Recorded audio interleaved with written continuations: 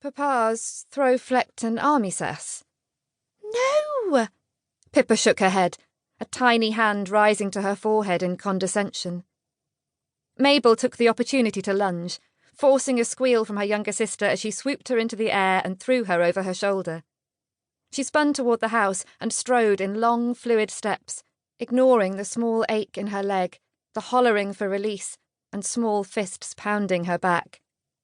She reached the back door to the Sheffield house and stopped as enlightenment dawned, effectively halting all opposition, as Pippa was stunned silent by the immediate pause.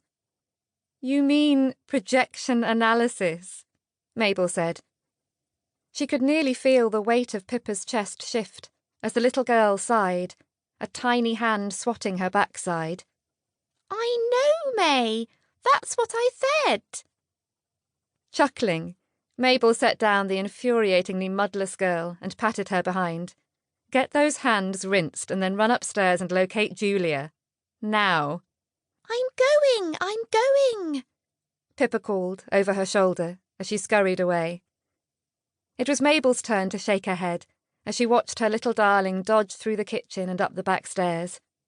They were for the sole use of the servants, but no one minded that Pippa preferred the inner workings of the large house to get around, instead of the luxuriously carpeted staircases specifically designated for the family.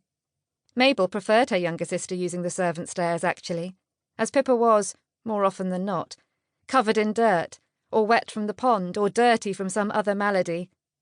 It was a wonder she had remained so spotless today. For the most part.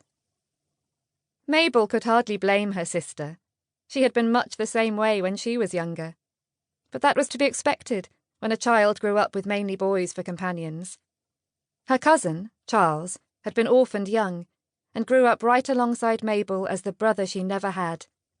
They had resided together with Graham, the owner of their estate, which Charles was set to inherit.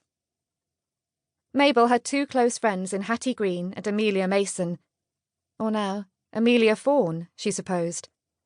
The woman's name had changed often with her shifts in husbands, so it was sometimes hard to recall. Every second of her time that had not been spent in their company had been spent following Charles and his band of miscreants, and trying to get into whatever trouble they found themselves getting into. "Goodness!"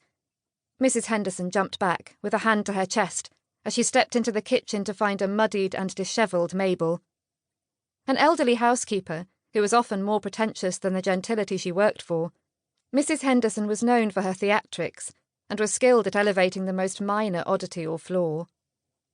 "I was attacked by the little terror, Mrs. Henderson, but the situation is under control." The mud on her face was beginning to dry, crusting and pulling her skin taut. "I think not," Mrs. Henderson announced, with widened eyes and pinched lips. "That child needs a firm hand, Miss Mabel. She needs to understand that soiling one's superior is thoroughly unacceptable." "Certainly, Mrs. Henderson. I assure you that I will make sure she understands how improper it is to soil one's superior." Mabel sniffed, to fight the levity that sparkled in her shoulders, for Mrs. Henderson did not take kindly to being laughed at. "Now, if you'll excuse me, I must wash up." Mrs. Henderson grunted, with a nod, before turning back to whatever task she had been diverted from, her keys jangling as her ample hips swung to and fro.